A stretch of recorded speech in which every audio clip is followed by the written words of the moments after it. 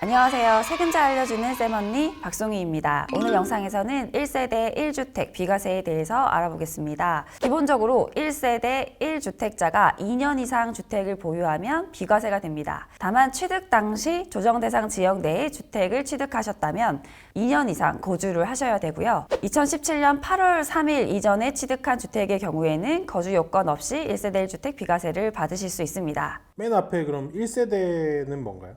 네, 1세대란 같은 세대입니다. 기본적으로는 본인과 결혼을 했다면 그 배우자, 그리고 직계 존속, 직계 비속, 형제 자매 중에 같이 주민등록에 들어있는 한 세대를 의미합니다. 2년 거주를 어떻게 판단하나요? 2년 거주 여부도 서류로 판단할 수 있습니다. 주민등록 초본을 가지고 판단할 수 있는데요. 취득일로부터 양도일까지 전입기간이 있었는지 확인을 해서 거주기간을 판단하게 되고요. 그래서 저희가 1세대 1주택 비과세를 할 때에는 초본까지 요청을 드려서 서류로 확인을 하고 있습니다. 실제로 거주는 하지 않고 주소만 따로 옮겨놔 괜찮을까요? 세법에서는 실질과세를 하기 때문에 실제 어디에서 거주했는지가 중요합니다. 주민등록 초본에 등록을 한 기간을 가지고 신고를 했을 때 세무서가 묻지 않는다라고 하면 넘어갈 수도 있겠지만, 만약에 비과세 금액이 크다라고 하면 세무서에서 실제 거주를 했는지 여부를 확인할 수가 있습니다. 저희가 어디에서 거주했는지는 다양한 요소를 가지고 판단을 할 수가 있습니다. 입주자 관리카드라든지 차량 등록이 어디 되어 있는지,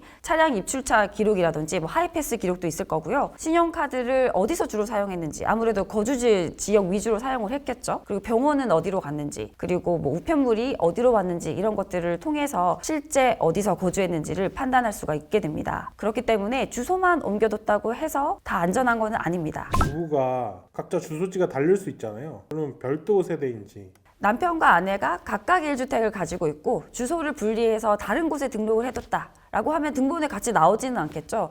그렇다고 하더라도 세법에서 부부는 우선 동일 세대로 무조건 보게 되어 있습니다. 세법에서 말하는 1세대에서는 기본적으로 혼인을 한 관계를 의미하기 때문에 부부는 주소가 따로 있더라도 같은 세대로 보게 됩니다. 이제 부부는 알겠는데 자녀들은 어떻게 되나요? 예를 들면은 딸이 하나 있는데 대학생이고 사유로 해가지고 한 달에 200만 원 정도 벌고 있다. 그럼 경제적 능력이 있으니까 별도 세대로 볼 수가 있는 건가요? 네, 세법에서 별도 세대를 인정하는 기준이 있습니다. 첫 번째로는 혼인을 했는지, 두 번째로는 나이가 만 30세 이상인지, 세 번째로는 일정 금액 이상의 소득이 있고 독립된 생계를 유지하는지를 가지고 별도 세대를 구분하는데요. 우선 대학생 자녀분은 이제 혼인을 하지 않았기 때문에 첫 번째인 별도 세대 인정 요건인 혼인을 하지 않았고요. 두 번째로는 나이 기준을 보면 만 30세인데 대학생이기 때문에 아직 20대겠죠. 그렇기 때문에 나이 기준도 인정되지 않았고요. 세 번째인 요건, 일정 수준 이상의 소득. 세법에서의 일정 수준 이상의 소득은 중위 기준 소득의 40%인데요. 2025년 기준 중위 소득은 195만 원 가량인데요. 이 40%를 곱하면 80만 원이죠. 그럼 말씀해 주신 사례에서는 200만 원이라는 수입이 있기 때문에 80만 원이 넘기 때문에 소득 요건은 충족을 합니다. 200만 원의 가해 수입이 있다라고 하면 소득 요건은 충족을 하지만 독립된 생계를 유지하는 세대로 볼 수 있을지 여부는 좀 논란이 있을 수가 있습니다. 대학생인 경우에 200만 원의 가해비 벌었다라고 하면 너무 잘한 일이죠. 근데 이 금액을 학비로 쓰고 본인의 주거비로 쓰고 이렇게 하지 않겠죠. 대부분 그 200만 원은 저축하거나 가지고 싶었던 걸 사거나 이렇게 할 거고, 학비나 교통비, 책값, 식비, 그리고 주거비 이런 것들은 부모님의 돈을 사용할 수밖에 없기 때문에 독립된 세대로 인정받기가 좀 어렵게 됩니다. 네, 그러면은 형제나 자매가 같이 살고 있으면은 그 상태에서 이제 각자 집이 따로 있으면 같은 세대인가요?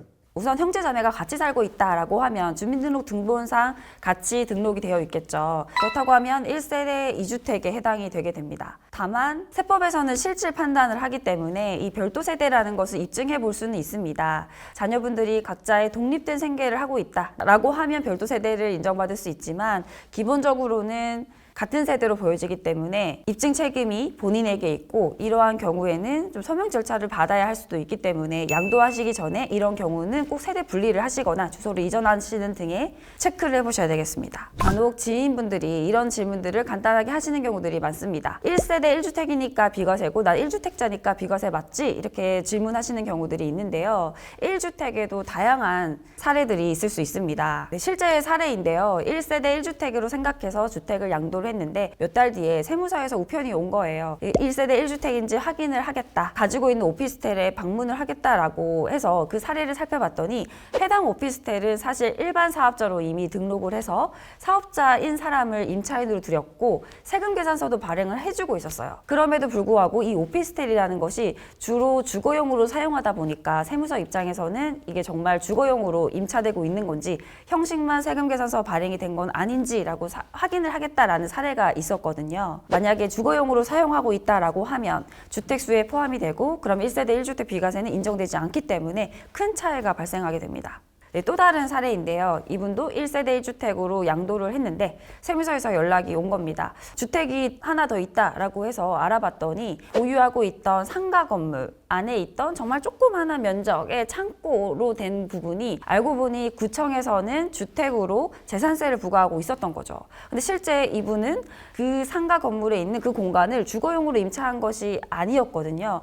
그렇지만 세무서에서는 우선 재산세 부과가 주택으로 되고 있다 보니까 실제 주택인지 아니면 상가 공간으로 사용하고 있는지를 확인해야겠다라고 해서 소명을 한 적이 있었습니다. 이렇게 상가 건물에 있는 생각지도 못했던 어떤 공간이 주택으로 등기부상에 되어 있을 수도 있고요. 상가 건물의 꼭대기에 옥탑이 있었는데 그 옥탑을 주택으로 임차하고 있었다라고 하면 주택수에 포함이 되기 때문에 이 상황을 잘 체크를 해보시는 게 좋겠습니다. 또 다음으로 많이 헷갈려 하시는 부분이 분양권과 입주권인데요. 다들 이제 분양권과 입주권은 아직 주택으로 완성되지 않았기 때문에 주택수가 아니겠지라고 생각하실 수 있는데 그렇지 않습니다.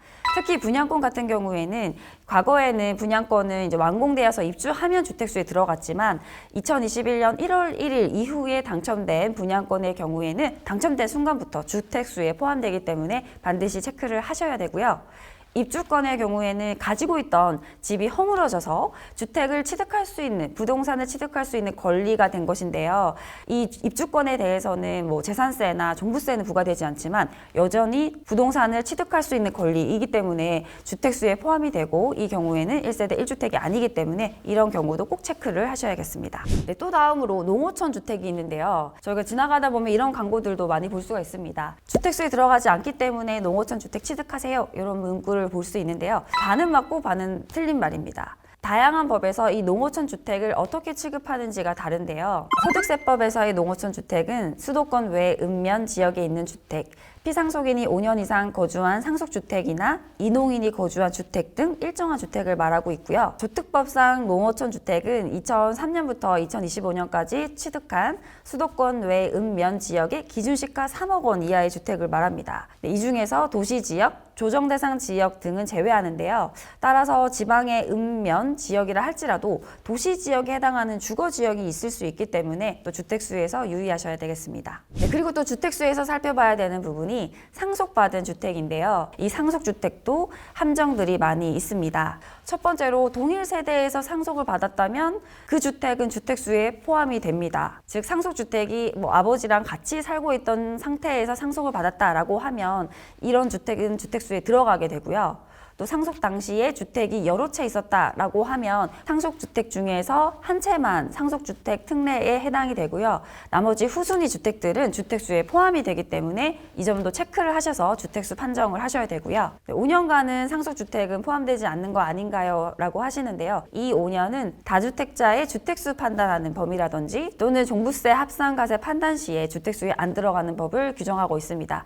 그렇기 때문에 주택수에 있어서도 다양한 경우에 해당이 되는지를 꼭 체크를 해보셔야 됩니다. 네, 그렇다면 1세대 1주택 비과세 차이가 얼마나 크길래 제가 이렇게 말씀드리는 걸까요? 만약에 10년 전에 10억에 취득한 주택이 현재 20억이 되었고 10년간 거주를 했다라고 하면 양도소득세는 1,400만 원 정도인데요. 만약 1세대 1주택 비과세가 적용되지 않는다라고 하면 3억 2,800의 세금이 나오게 됩니다. 그렇게 되면 무려 세금이 3억 1,400 정도 차이가 나게 되죠. 이렇게 세금 차이가 크기 때문에 1세대 1주택 판단 시에는 꼭 유의하셔서 판단을 하셔야 되고요. 작은 실수로 인해서 3억의 세금이 차이가 날 수도 있습니다. 양도하시기 전에, 매매 계약 하시기 전에 전문가와 상담 후 의사결정을 하시기를 추천드리겠습니다.